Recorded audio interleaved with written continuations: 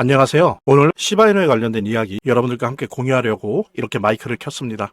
여러분들 오늘이 아니죠. 어제죠. 벌써 이제 어제인데 어제 연준이 3연속 금리 인하를 했습니다. 그러니까 3연속이라는 건 아시는 것처럼 9월에 한 번 했고요. 10월에 한 번 했고 이번에 이제 12월에 한 거죠. 그래서 0.25 베이비 컷을 했습니다. 그래서 결국에 3연속 하면서 금리가 약 0.75% 정도 이제 인하가 된 거죠. 기준금리가.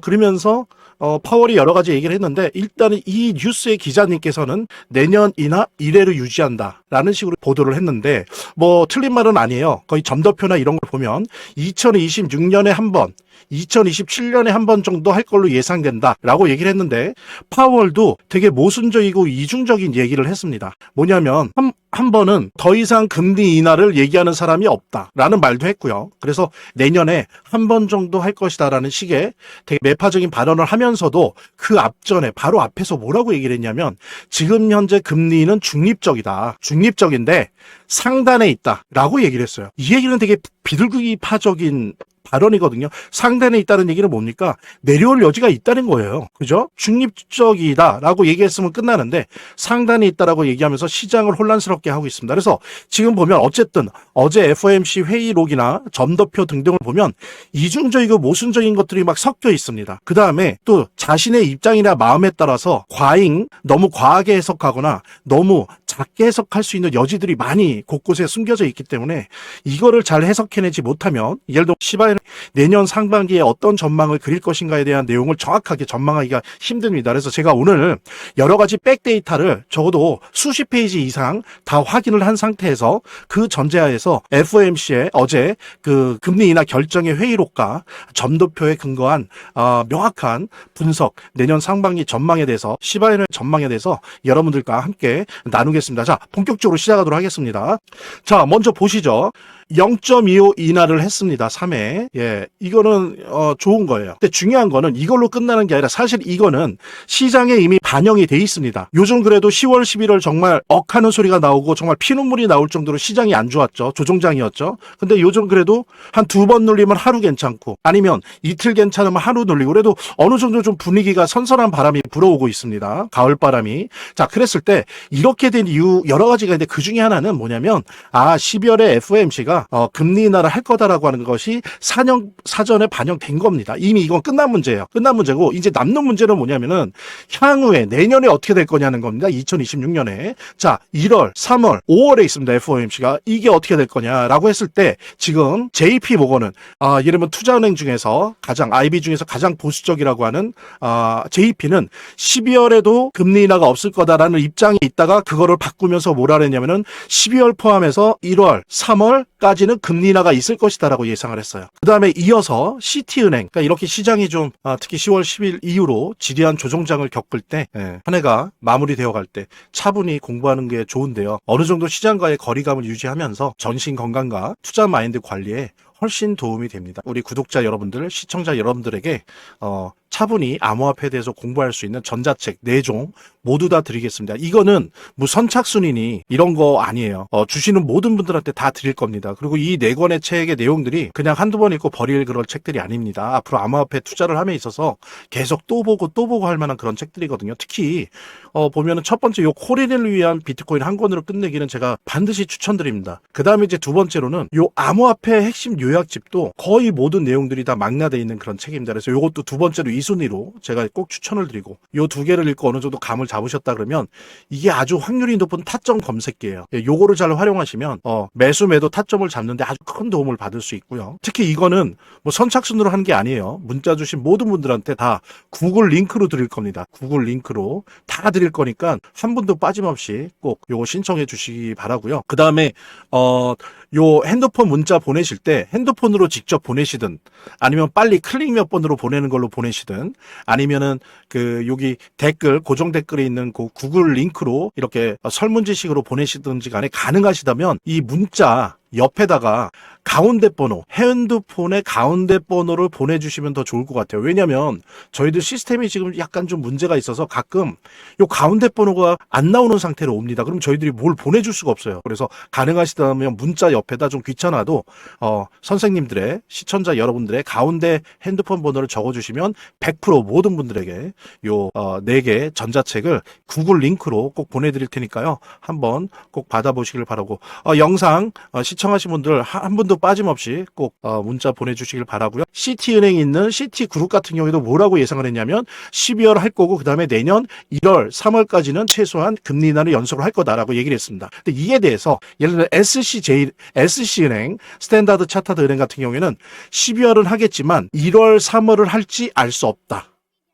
라고 얘기를 했어요. 안 할 수도 있다. 근데 알 수 없다라고 얘기를 했어요. 예. 그리고 또 다른 월가의 또 다른 트레이더들 모임에서 그러니까 여론조사를 했는데 일부 사람들이 1월은 안 할지 몰라도 3월, 5월은 할 것이다. 라는 또 의견이 나서 여러 가지 의견이 있는데 중요한 건 뭐냐면 대다수는 내년에 할 거라는 겁니다. 언제? 1월, 3월, 5월 중에 최소한 2번은 할 거다라는 얘기가 나오고 있어요. 그런데 또 중요한 건 더 중요한 게 뭡니까? 연준 신임 의장을 뽑죠. 1월에 이제 임명을 할 거예요. 근데 지금 가장 유력한 게 누구예요? 케빈 메세지예요. 이 사람은 완전히 초비둘기파죠. 그래서 이 사람은 어떤 입장을 갖고 있냐면은 이자는 기준이 금리는 2%면 족하다. 2%대면 국가가 너무 올려놓으면 안 된다. 이거는 빨갱이다. 사회주의적인 정책이다. 국가가 너무 개입하면 안 된다. 그냥 내버려둬야 된다. 2% 정도로 라고 하는 생각을 가지고 있어서 2026년 하반기에는 자기가 연준 의장이 된다면 2%대를 유지하게 하겠다라고 얘기한 사람이에요. 근데 이 사람이 연준 의장이 되는데 비연준 이사 출신이기 때문에 일단 1월에 임명을 받고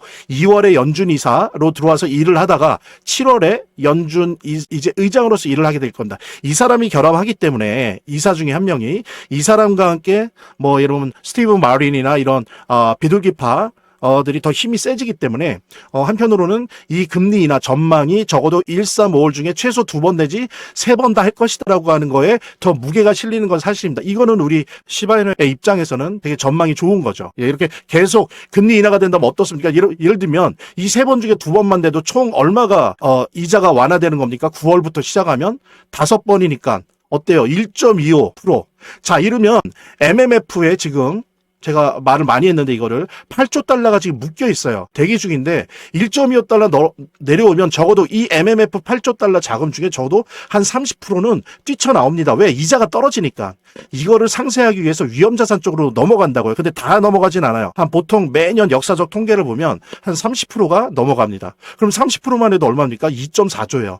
엄청난 유동성이 위험자산 시장에, 즉 우리 암호화폐 시장과 주식시장에 넘어오는 겁니다. 그렇기 때문에 금리 인하는 뭐 다른 영역, 뭐 은행에서 대출을 많이 해줘서 달러가 풀려진다든지 그래서 달러가 약해지기 때문에 채권이 인기가 없어져서 채권에 들어간 자금들이 위험자산 쪽으로 암호화폐와 그다음에 주식시장으로 넘어온다. 이런 여러 가지 통로를 통해서 금리 인하하는 거는 우리 암호화폐 시장에 좋은데 특히 지금은 MMF 시장에 워낙 많은 돈이 대기 중이기 때문에 여기를 건드리게 되는 뇌가 아니다. 금리 인하. 그래서 이 금리 인하 1, 3, 5월 중에 최소 2번, 3번 하는 게 되게 중요한 건데 지금 보면 케빈 메셋이 유력하고 그다음에 주요한 투자은행들의 전망을 볼 때 최소 2번 내지 3번 할 가능성이 매우 높다라고 하는 부분. 그래서 우리 시바이노 내년 상반기에 정말 암호화폐 불장, 우리 시바이노 불장을 맞을 확률이 대단히 높다라고 하는 것을 다시 한번 확인할 수 있는데 단 조심해야 될 게 있습니다. 그건 뭐냐면 관세예요, 관세. 만약에 대법원에서 관세에 대해서 위헌 판정을 내리면 이 금리 인하 이 순서가 뒤로 밀릴 거예요. 그게 여름이 됐건 내년 가을, 겨울이 됐건 밀릴 겁니다. 그럼 몇 달 뒤로 밀려지는 거예요. 요 변수가 있다. 근데 이러면 JP모건이나 시티은행들이 이걸 모를까요? 알긴 아는데 이게 위헌이 되더라도 트럼프 행정부는 여기에 대한 답을 가지고 있다라고 보는 거예요, 이 사람들은. 근데 어쨌든 저는 객관적으로 공정하게 봤을 때 분명히 요 위험 요소가 있긴 한데 확률적으로 보면 요것이 된다 해도 여기에 대한 대안이 있기 때문에 이렇게 계속 연속적인 금리 인하가 가능할 것이고 암호화폐 불장에 기름을 불, 그래서 우리 시바이노의 폭등을 일으킬 수 있는 그런 계기가 만들어질 수 있다는 부분 정리할 수 있고요. 그 다음에 더 중요한 게 하나 있습니다. 요 부분에 대해서 많은 학자들이나 전문가들이 이상한 이견들을 막 내는데 제가 오늘 정확하게 정리를 할게요. 그게 뭐냐면 죄송합니다. RMP예요, RMP. 이 RMP를 연준이 이제 곧 풀거든요. 이게 뭐냐면은 단기 채권이에요. 1년 이내. 1년 이내의 단기 채권입니다. 그러니까 연준이 1년 이내 단기 채권을 계속 산다는 거예요. 그래서 매달 한 400억 불 정도 산대요. 그래서 이거를 일단 이번 달에 사기 시작했어요. 이미 사기 시작하는데 12월부터 400억 달러 규모로. 근데 이제 이게 1월도 2월도 3월도 살 겁니다. 왜냐하면 4월에 세금 내는 달이거든요. 이 전까지는 은행에 지급준비금을 채워줘야 돼요. 지금 유동성이 말라서 시중은행들이 지급준비금이 다 비어 있어요. 그러니까 거기를 채워줘야 된단 말이에요. 예, 채워줘야 되기 때문에 지금 계속 최소한 400억 불에서 600억 불을 매달 지금 RMP 단기 채권으로 풀 겁니다. 근데 이거를 해석하는데 두 가지 입장이 있어요. 하나는 뭐냐면 이거는 QE가 아니다. 양적 완화가 아니다라고 주장하는 전문가들이 있고, 하나는 이거는 뭐 저도 그런 표현을 빌어 쓰기도 했는데 스텔스 QE다. 즉 아닌 척하면서 실제로는 QE다. 즉 양적 완화다. 라고 얘기하는 두 축으로 갈려서 논쟁 중입니다. 저는 정확히 얘기할게요. 요 차원으로 얘기한다면 이거는 QE가 아닙니다. 이거는 양적 완화가 아니에요. 이거는 그냥 시중은행에 비어있는 지급준비금 그 깡통 지갑을 채워주는 기술적인 보충물이지 경기부양책이 아니에요. 양적 완화가 아니에요. 이거는 정확하게 짚고 넘어가야 됩니다. 근데 자꾸 일부 기자나 일부 경제학자들 전문가들 보면은 RMP를 마치 이게 양적 완화인 것처럼 QE인 것처럼 얘기를 하거나 혹은 스텔스 QE라고 자꾸 표현한단 말이에요. 근데 그 바램은 알겠으나 이거는 냉정하게 평가해야 된다. QE가 아니다. 그럼 QE가 아닌데 어떻게 암호화폐 불장이 오느냐? 제가 통계를 한번 봤어요. 2011년, 12년, 19년 이때는 QE를 했어요. 장기 채권을 매입을 했습니다. 그래서 정말로 장기 채권 매입하니까 어떻게 돼요? 장기 금리 떨어지고, 그러니까 어떻게 해요? 달러 약세 오고, 달러 약세 오니까 어때요? 채권에 있는 돈들이 다 위험자산으로 넘어오죠. 그래서 주식과 암호화폐가 다 뛰었어요, 이때는. 근데 19년도에는 어떻게 했냐면 지금처럼 RMP를 했습니다. RMP만 했어요. 장기 채권을 안 샀어요. 단기 채권만 샀어요. 그랬더니 어때요? 영향이 없어요. 아무런 영향이 없습니다. 대신 뭐예요? 망가지는 것만 막는 거예요. 붕괴만 막는 거예요. 자산시장의 붕괴만 막는 거죠. 유동성이 너무 말라 비틀어져서 박살이 나는 것만 막을 뿐이에요. 근데 이때 이것이 마치 장기 채권을 매입한 것처럼 QE의 효과를 내기 시작했습니다. 어떻게 그렇게 됐냐? 이거를 몇 달 하다가 연속적인 금리 인하를 했어요. 한 3차례. 그랬더니 어떻게 됐느냐? 달러가 내려가고, 그러니까 어떻게 해요? 달러가 내려가니까 달러 지수가 채권도 내려가고 장기 금리 내려가고, 그러면서 채권이나 MMF 등에 있는 자금들이 다 어디로 들어와요? 위험자산 주식과 암호화폐에 들어왔습니다. 즉 뭐냐면 RMP 자체는 QE가 아니다. 근데 뭐가 플러스 돼야 된다? 연속적인 금리 인하. 근데 우리 앞서서 봤죠. 연속적인 금리 인하 확률이 높다, 낮다, 높다. 그렇다면 RMP 단기 채권 매입 자체가 양적 완화의 출발선이다라고 보면 그건 거짓말이다. 이건 냉정하게 해석을 해야 된다. 이거는 그냥 기술적 보충이다. 근데 여기다가 연속적인 금리 인하 내년에 12월 빼고요. 1월, 3월, 5월에 최소 2번 내지 3번 계속 간다면 이 RMP가 뭐가 된다? QE가 돼버리는 거예요. 둔갑을 하는 거예요. 그래서 달러 떨어질 것이고, 그죠? 채권 금리 떨어질 것이고, 그래서 채권에 있는 자금이 MMF에 있는 자금, 곡고, 파생 상품에 이 관련된 자금들이 다 어디로 온다? 위험자산으로 온다. 그래서 암호화폐 불장이 올 것이다. 예, 이게 정확한 해석입니다. 그런데 이것을 막을 수 있는 유일한 몇 가지, 그게 있죠. 변수는 뭐냐? 아까 말씀은 하나는 관세 부분. 관세에 대해서 대법원이 어떻게 판결할 거냐? 이걸 만약에 위헌으로 판결한다면 암호화폐 불장은 몇 달 밀린다. 3달 후가 됐건 6달 후가 됐건 7달, 8달 후가 됐건 뒤로 밀린다. 왜? 금리 인하가 밀릴 거기 때문에. 그 RMP만으로는 불장이 안 와요. 이건 QE가 아니에요. 예, 이거는 그냥 망가지는 거를 막을 뿐이고 오직 금리 인하랑 결합을 해야 되는데 관세 요게 변수다. 두 번째 변수는 뭐다? 엔캐리예요. 엔캐리. 지금 12월에 일본은행이 금리 인상을 하려고 합니다. 이렇게 됐을 때, 금리 인상을 했을 때 얼마나 많은 엔화 자금이 빠져나가느냐. 그 규모나 속도나 기간이 어떻게 될 것이냐가 사실 변수예요. 그런데 이제 전문가들은 이게 한 달 정도, 이전에 보면 작년 4월, 8월에도 그랬고 예전에도 보면 한 달 정도 딜레이 시키는 영향력은 있어도 오래가지 못한다. 이런 두 가지 변수는 있지만 지금 예상할 때 금리 인하 연속으로 내년 상반기에 한다. 그 다음에 이 금리 인하가 있다는 전제하에서 양적 완화는 아니지만 RMP가 양적 완화로 전환한다. 그래서 암호화폐 불장이 내년 상반기에 올 가능성이 매우 높다. 그랬을 때 시바에는 최소한 예전의 전고점 정도는 충분히 돌파할 가능성이 매우 높다. 그런데 0을 하나 혹은 2개를 지울 수 있느냐 없느냐는 요 RMP와 금리 인하의 숫자, 정말 만약에 케빈 메셋의 말대로 2026년 하반기까지 2%대로 이자를 만들 만큼 계속적으로 금리 인하를 한다면 0을 하나 혹은 2개를 지을 수 있다. 하지만 상반기에 1, 2, 1, 3, 5월 정도 하고 그냥 RMP 좀 진행하다가 중단하고 이러면 전고점 정도는 돌파하겠지만 그 이상은 힘들 수도 있다. 요거는 이제 조건부예요. 이런 사항들은 저와 여러분들이 계속 보면서 모니터링을 하고 계속 이렇게 영상을 통해서 글을 통해서 만나면서 이런 부분 같이 공유하면 좋을 것 같습니다. 오늘 제가 급하게 연준의 어제 결정에 대한 정확한 관점과 분석, 어떤 분석의 내용들 여러분들과 함께 했고요. 자, 점점점 다가오고 있습니다. 시바이는 여러분들 제가 항상 말씀드린 것처럼 지금은 어느 때보다도 만약에 여유가 있다면 시장에서 사시고요. 아주 쌉니다. 시장에서도 더 구매하셔도 좋을 그런 타이밍이다. 내년에 암호화폐 불장이 올 확률이 높다라는 거 여러분들과 함께 공유하면서 며칠 전에 연준 12월 연준 FOMC가 있었죠. 몇 가지 전제 조건이 필요하지만 긍정적인 사인도 있었습니다. 하지만 일단은 시장에 본격적인 유동성이 들어오려면 좀 시간이 필요합니다. 그러니까 이렇게 시장이 좀 특히 10월 10일 이후로 지리한 조정장을 겪을 때 한 해가 마무리되어 갈 때 차분히 공부하는 게 좋은데요. 어느 정도 시장과의 거리감을 유지하면서 전신 건강과 투자 마인드 관리에 훨씬 도움이 됩니다. 이런 독서들이.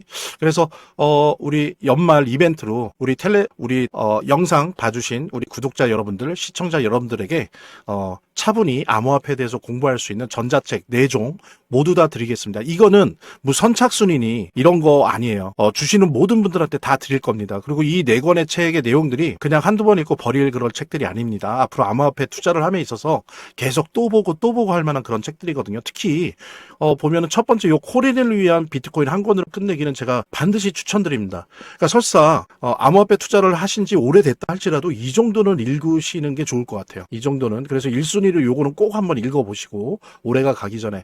그 다음에 이제 두 번째로는 요 암호화폐 핵심 요약집도 거의 모든 내용들이 다 망라되어 있는 그런 책입니다. 그래서 요것도 두 번째로 2순위로 제가 꼭 추천을 드리고, 그 다음에 이제 어느 정도 요 2개를 읽고 어느 정도 감을 잡으셨다 그러면 이게 아주 확률이 높은 타점 검색기예요. 요거를 잘 활용하시면 매수 매도 타점을 잡는데 아주 큰 도움을 받을 수 있고요. 그래서 요 2개 읽은 다음에 요걸 한 3번째 정도를 읽으면 좋으시고, 그 다음에 이제 엘리어트 파동이론은 요걸 통해서 얻게 된 차트 지식을 좀 더 내가 발전시켜야 되겠다라고 하신다면 4번째로 요 엘리어트 파동이론 읽어보시기 바랍니다. 요거 읽는데 꽤 걸리실 거예요. 그러니까는 그냥 받으시고 버리는 게 아니라 두고두고 핸드폰이나 노트북에 넣어두시면서 오고 가시면서 이렇게 보셔도 되고, 아니면 휴일 같은 때 한번 날 잡고 큰 화면으로 읽어보셔도 좋을 것 같습니다. 특히 이거는 뭐 선착순으로 하는 게 아니에요. 문자 주신 모든 분들한테 다 구글 링크로 드릴 겁니다. 구글 링크로 다 드릴 거니까 한 분도 빠짐없이 꼭 요거 신청해 주시기 바라고요. 그 다음에 요 핸드폰 문자 보내실 때 핸드폰으로 직접 보내시든,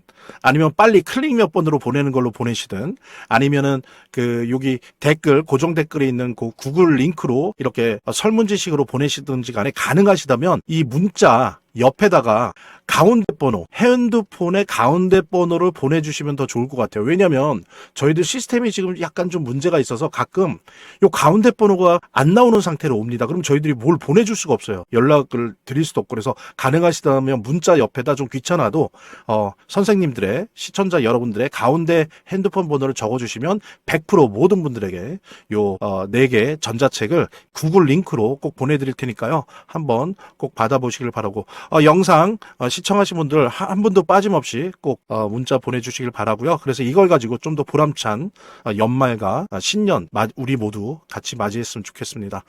다음 시간에 또 뵙도록 하겠습니다. 감사합니다.